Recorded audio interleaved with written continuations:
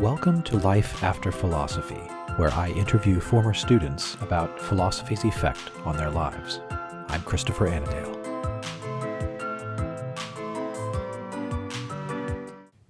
Welcome to Life After Philosophy. My guest today is Patrick Gill. He is a blacksmith of 16 years experience, specializing in traditional techniques to make tools and hardware, as well as decorative ironwork. He's also, as of this fall, an adjunct professor of philosophy at Mount St. Mary's University and my colleague. He holds a bachelor's degree in philosophy from the Catholic University of America in 2016, an MBA from Mount St. Mary's University in 2019, and he's just finished a Master of Theological Science from Franciscan University of Steubenville in 2025. Patrick, welcome to the show. Thank you so much. I'm pleased to be here. Well, I wanted to start out by asking you about blacksmithing. This is one of those things that I know a little bit about, but I don't do myself. And it seems like with the degrees you've piled up and now the teaching career here, as well as I understand previously elsewhere, you're somebody who's worked both with his hands and with his mind. What's that like? Absolutely. The blacksmithing, of course, is a very manual trade. It's a very labor-intensive trade. Woodworking, some of the other baking, some of the other trades that are a little bit lighter on the actual manual portion. Mm-hmm. Most people kind of tend towards those. Blacksmithing is a lot of heat, a lot of fire, a lot of heavy materials. So it's really an exercise for the whole body. It's an exercise for the whole mind as well. Yeah, I knew a guy who did glass blowing one time, and that's also something where you have to, hold. But he did very large glass works, and that was very physical. You sweat a lot, and there's a lot of sensitive manipulation you have to do, right? With time under time pressure. Right, absolutely. Everything's timed in blacksmithing. Mm-hmm. When you have the hot metal, first of all, you're not holding it with your hands. You're holding it through tools. So never once are you actually manipulating the metal by yourself. So everything you're doing has to be through sight, through sound, and through feeling the material through hammers and tongs. Mm-hmm. So whereas someone who's a potter really can feel the material itself, can feel what's going on with the clay at every different step. For me, I have to rely on every other sense, and I have to be very attentive to how hot the metal is, to whether I'm hitting hard enough, to all of these different processes that enable me to form it into the shape that I want. Is the quality of the material you're working with a key factor as well? The quality of the material and what it is radically changes the processes. So, for instance, I mostly use steel, which is iron with carbon added. Mm-hmm. But the higher the carbon content, the more difficult it is to forge the steel. So you can harden it, you can make tools out of it, but like a hardened hammer, it's going to be harder to move. But mild steel, which is what I primarily use for decorative ironwork, it's a lot easier to manipulate. But I can always tell when there's some defect in the material because it reacts in a unique way, in a different way, something that I'm not familiar with. Mm-hmm. What about the quality of the tools? Is this something where you begin with a sort of beginner's set and then you sort of acquire a sense for what kinds of tools you need to do the exact kind of work that you want to do? Oh, for sure. Because blacksmithing is hammering hot steel into various shapes, any defect in your tool is going to show up immediately on the piece of work. So if you have a blemish on your hammer, let's say you have a pock mark because you hit something too hard, it's going to transfer like a punch into the material. So you want to make sure that your tools are first of all, well kept. Mm-hmm. That's fundamental to blacksmithing. If you have tools that are not kept well, you're not going to produce good work. But that's not the only thing that's important when you're considering tools. How they're made is important, but also how you can use them. So a lot of blacksmiths will choose to make their own tools, which is one of the unique features of blacksmithing, is that we have the ability to make all of our own tools. But there's a sense in which really the tools don't make the maker. Mm-hmm. The maker makes the tools. Right. Let's say a bad craftsman blames his tools, yes? Right. Absolutely. And a good blacksmith can do with very poor tools what a bad blacksmith cannot do with very good tools. Mm-hmm. It's really a kind of a chasm in between a good and a bad blacksmith. And you can tell by the work they produce, really. Mm-hmm. Is there a kind of community among blacksmiths? Is there sort of a blacksmithing fraternity out there absolutely. Of guys that work, know each other? Absolutely. I found there's never been a more supportive community than the blacksmithing community for me.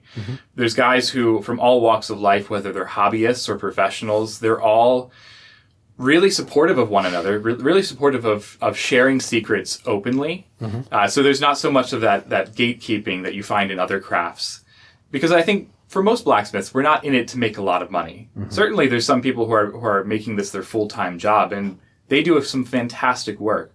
But for a lot of us, we're trying to preserve and hand on a craft that we find absolutely fascinating. How'd you get into it then, from the beginning? So when I was first exposed to blacksmithing through the Boy Scouts, I was at Philmont Scout Ranch in Cimarron, New Mexico. And that was my first experience seeing a blacksmith. We got to experience it ourselves. We got to participate. And we made a hook. And for some reason, none of my troop mates wanted to keep the hook. So I ended up coming home with it. And it was really, to me, I was fascinated by this little metal object. I was fascinated by the way it was made, by the twist in it. And it set me on a path to discover how to do this on my own. And much to my parents' chagrin, I started a forge in the backyard. Oh, wow. And I was collecting scraps of metal. And it really was an eyesore, to be honest. Wow. But they were very supportive and generous. So That's very cool. Now, you've since gone on and studied philosophy, and I wonder, without getting too brainy about this, what's the uniqueness of the particular way in which a blacksmith sort of reaches out into the world and changes it through his tools and through his manipulation of the iron or steel that he's working with? Is there a particular character to it or a feel to it? I'm not quite sure if you understand what I'm asking. Yeah, I think that's a fantastic question. Fundamentally, what I'll say is this. The unique thing about blacksmithing is that you have to form from the core to the surface. So you need to hit hard enough where your hammer blows reach the center of the bar. They have to go beyond the surface. And I think there's a really beautiful parallel there with philosophy, which looks to the essence of something. It looks to the core of something. It's not content to just change the outward appearance or to understand the outward appearance. And like blacksmithing, you have to really go deep to understand something from the inside out. That's fascinating because it is you're taking something that exists prior, you're heating it up, you're putting it into a changeable state, you're hammering it, you're manipulating it, you're twisting it, right, cooling it, tempering it, all the things that you would do, and with the end product in mind. Right. So there's a kind of a parallel to divine action here, in the sense of bringing something to perfection. With you have to have the form and the mind of the craftsman, right, as well. Both the form, but also the method, because how you get somewhere is often in blacksmithing is not a linear path. Sometimes you'll have to bend a piece completely the wrong way to get into a hard to reach spot, and when you do that, it might look like you're utterly destroying the piece that you're working on. There's not a clear cut, it's going to be X, Y, and Z. It's going to look more and more like the finished product at each step. Some pieces that I'm making look nothing like the finished step until the very last step. And then that's when you have everything come together and really be the form that you intended. That's very cool. Have you ever taught anybody to blacksmith? I have, yes. Yeah, one of my favorite things is to hand on the craft, to teach. Okay, that's great. How's that gone? Did you find that people are open to it? Do they need to get something mentally before they can actually master the physical elements of it? I think there's two things that stop people from being able to grasp it immediately. First of all, it's a difficult art. It takes a lot of practice to be able to get good at it. Some people are not very strong with the repetitive motion. It's like asking someone to roof an entire house by themselves when they are not used to swinging a hammer for 8 hours a day. Yeah. So it can be very physically demanding. But the other thing that stops people is the inability to conceptualize what these steps are leading to.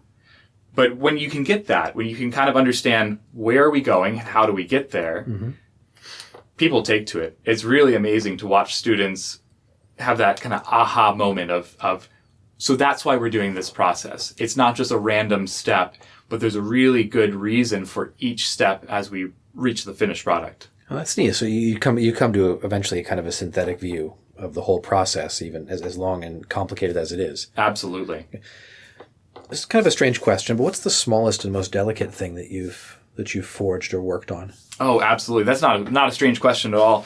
In fact, it's funny that you say that, because the smaller the piece is, sometimes the more difficult it is. People might think, oh, you take a huge chunk of metal and it's heavy, yes, but your one hammer blow is not going to destroy it. You're going to need, but with small pieces, there's little accent marks that you can put on things. So for instance, I'll take a rod of steel, which is no more than 1/8 of an inch thick, and I'll square that up to then twist it. Then I rivet that onto a piece of flat metal, connecting it and holding it there. And then it becomes kind of this little border on the metal. And it's a raised area, so you're not kind of digging into the metal.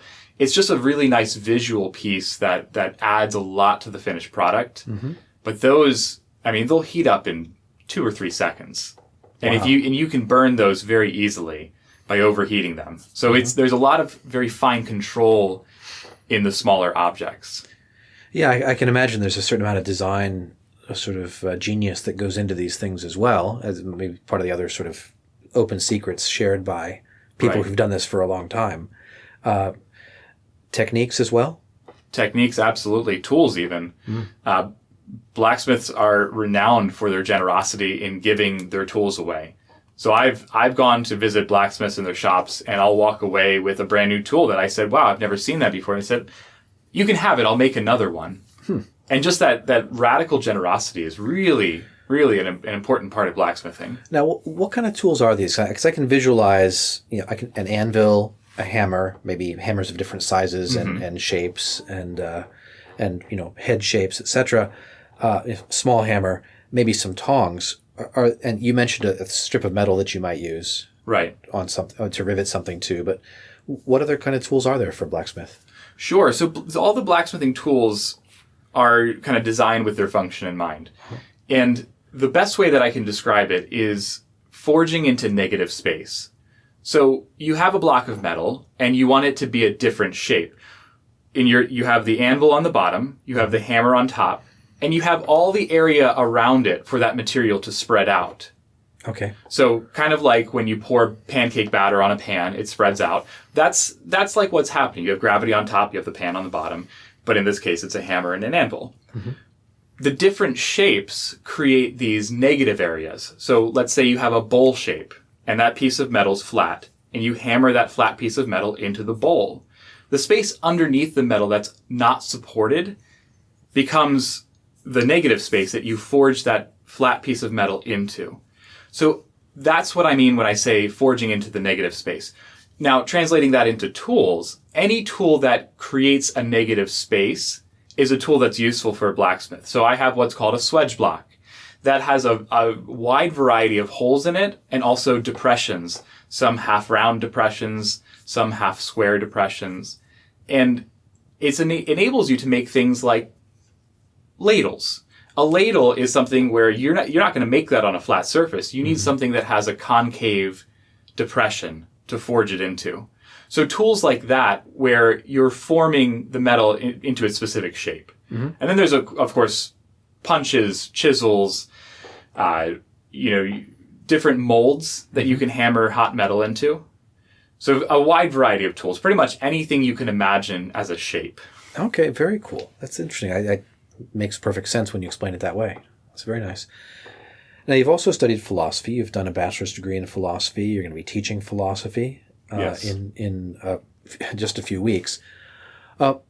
What's it like, sort of having combined the two, having done the philosophy study, and you said you picked up blacksmithing as a young man or as a teenager in high school. So did those two things overlap, or did you feel like you were working on sort of separate tracks that eventually came together? I think in a very real sense, it's a little bit of the both sides of the brain issue here, where I find that when I'm blacksmithing, there is kind of an applied aspect. And it really helps me get into a space where I can think freely. My brain continues to work. There's a lot of problem solving involved in blacksmithing. So you really have, a coherence in a number of ways. For me personally, philosophy dictated how I do things. So kind of the guiding principle of doing things well, doing things thoroughly, informed my blacksmithing. And blacksmithing, of course, informs my philosophy. So I get to experience this very real formation of objects out of pre-existing objects, a very real manipulation of the material world around me, and a reflection on what it is that I'm doing. And so I think those two kind of play into each other synergistically. Yeah.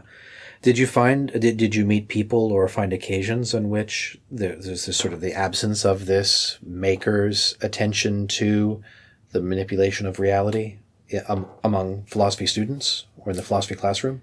I think that you run the risk if you have no outside hobby, especially no material, it can be as simple as cooking, or it can be as simple as stamp collecting even. But something that gets you in touch with the real world and outside of the ideas. The ideas are important, but they need to kind of experience reality at some level. Is that a matter of achieving a certain kind of excellence or according to a certain standard that's independent of anything ideal? I mean, there's a certain way that a stamp collection or a forged item can be, and that is excellent, that is good. Right. Is that part of it? Is there something more, you think? Well, that's absolutely part of it, but I think that touches on kind of principles of beauty itself. One of the hallmarks of the golden age of blacksmithing, when the 1930s and before, when you had these beautiful gates and railings, you'll see scroll work. And the scroll work is really just the golden ratio. So you curve metal in kind of like the nautilus shell, and you get this nice spiral, but it's only beautiful. And people who have no education in aesthetics or even in mathematics can tell when something's not even. They can tell when that spiral is out of symmetry. So there's kind of an excellence to something beyond itself as well, to principles that lay beyond the actual work. That is interesting. That seems to tie it in then to an entire theory of aesthetics and theory of human life. Absolutely. Human flourishing, especially the things that are made and the role they play in the built environment. Absolutely. And just the number of anecdotes that we have, even in our English language, based on blacksmithing. Too many irons in the fire, for instance. That comes from blacksmithing, and that comes from if you have too many in, you'll lose some, they'll melt. So just kind of understanding that these platitudes that we have, understanding them in a deeper way by actually doing them. I've had that experience. I've had too many irons in the fire and I've melted them.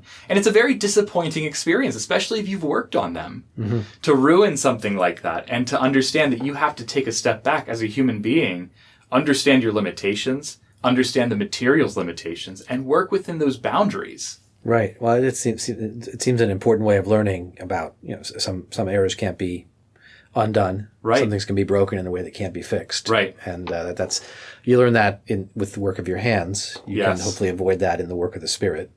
Absolutely. As well. Yeah. Talking about scroll work from the 1930s has me wondering is there any kind of aesthetic moment going on right now in blacksmithing? I mean, you can think of blacksmithing today in the digital age as being a type of hobbyist's preservation, of some small part, some set of skills that can be handed on, some Right. ability to create little things. But is there anything you think comparable to a kind of aesthetic moment or movement? Is there a certain type or way in which people are sort of gravitating towards building and designing things, or is it much more eclectic? I think there's a very real artistic movement that's going on. I think blacksmiths in general, there's certainly the hobbyists, but there's also those who are artists and come from an art background. And they're calling for kind of this recognition from the art world that blacksmithing can be fine art, blacksmithing can be sculptural.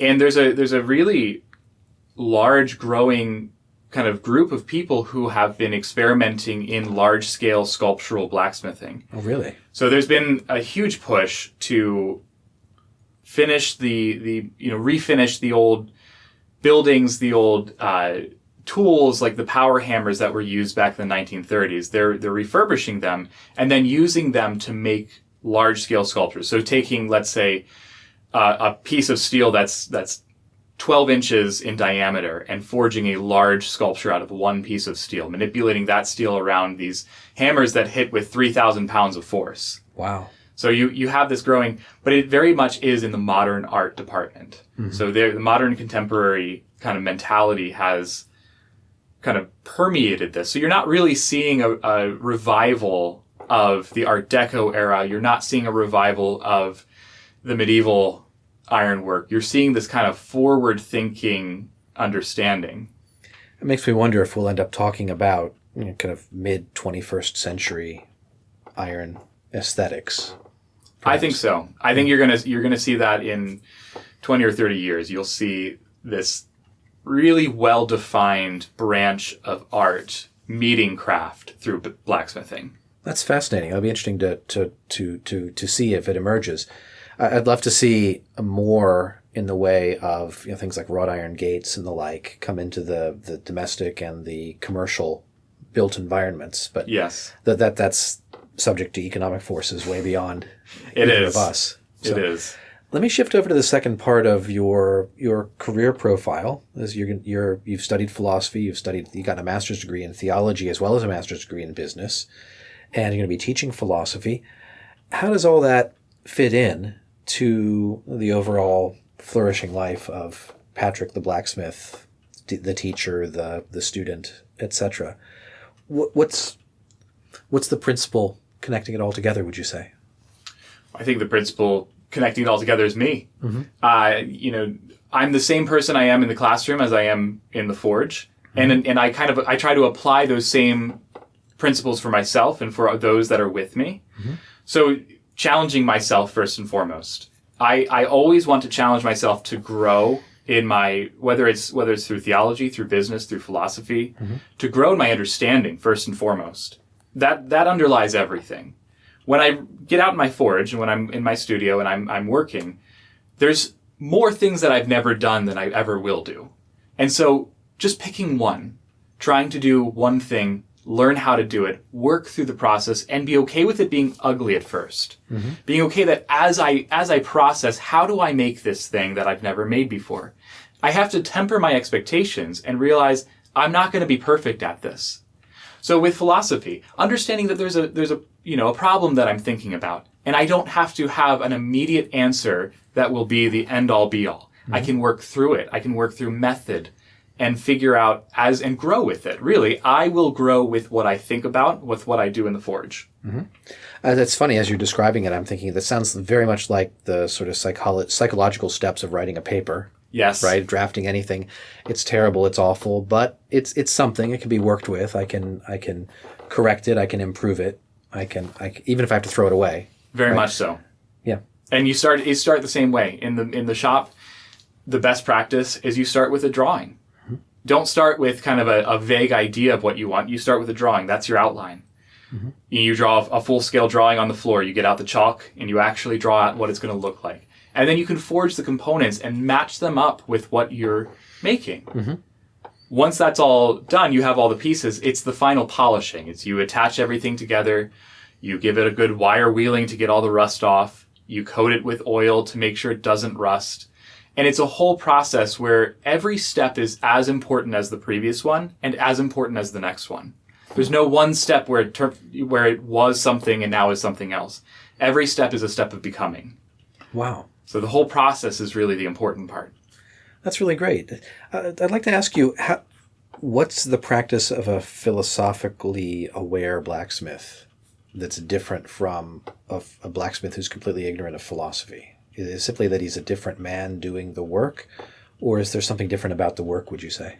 I think there's something different about the work. I think there's an attention to detail, mm-hmm. first of all, which you can achieve through other means as well, but philosophy in particular gives you a method of approaching a problem where you consider it thoughtfully rather than just jump in and try things. But also the finished product has to be thought through. Not just what it looks like, but what its use is. Mm-hmm. What is its use and how is that going to dictate its design and its function? So understanding kind of from the ends, where do I want to be? Mm-hmm. How do I get there? What can I do to improve myself in order to get there? Do I need to make a new tool to make this thing work better? Mm-hmm. Do I need to buy better materials? And to constantly have that kind of inform you, to learn from what you're doing and let yourself play in a very real sense. Mm-hmm. That's fascinating. That's really remarkable. Let me zoom in on the final question of the show. Sure. About what kind of advice you'd offer to people who are in their late teens, their early 20s, maybe at university for a couple of years and thinking about whether philosophy is the kind of thing that they'd want to dip their toe into or pursue a minor or a major in. Are there any insights from your career in college and since that might help them in that sort of decision? Absolutely. I think that understanding that philosophy is a way of looking at the world, it's a way of looking at reality, it does inform everything you will go on to do. Whether that's blacksmithing, whether that's carpentry, whether that's accounting or business, it will always inform who you are in your engagement with the real world. So what you can do to make sure that it's sound, first of all, read. Mm-hmm. Reading is the biggest thing. If you do nothing else, pick up a book and just read it. Make sure it's a good book, of course, but mm-hmm. that's the cornerstone to continuing to learn. But second, consider the problems that you're facing, whether they're sociological or psychological, and take a curious mind. Ask questions rather than pass judgments. Mm-hmm. I think that's quintessential to living a life that's kind of grounded in a solid philosophy, is to just ask questions. Mm-hmm. That's fantastic. That sounds very Socratic. Of course, Socrates, by tradition, a stonecutter, right? Yes. Another man who works with his hands and makes something out of right what's already there. Right. I think that permeates all of philosophy. I think having that synergy, that would be my last piece of advice. Mm-hmm. Find something to do with your hands. Find something, whether it's pottery or woodworking or something that really kind of connects you in a very organic way with the earth, with material elements. Get to know what this world is made of. Mm-hmm. It'll inform everything that you do. You'll start to see the world differently when you begin to engage with material reality manually. That's fantastic. That's a way of making sure you don't get trapped in your own head. Right. You get out into the real, and philosophy ideally should be a study of the real. Absolutely. At the highest possible level. Absolutely. That's great. Thank you so much, Patrick. It's been a wonderful conversation. My guest today has been Patrick Gill, an adjunct professor of philosophy at Mount St. Mary's University and a blacksmith. Thank you. Thank you.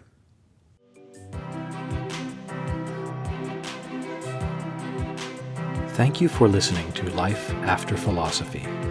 If you enjoyed the podcast, please rate it 5 stars and share this episode with a friend. I appreciate your support.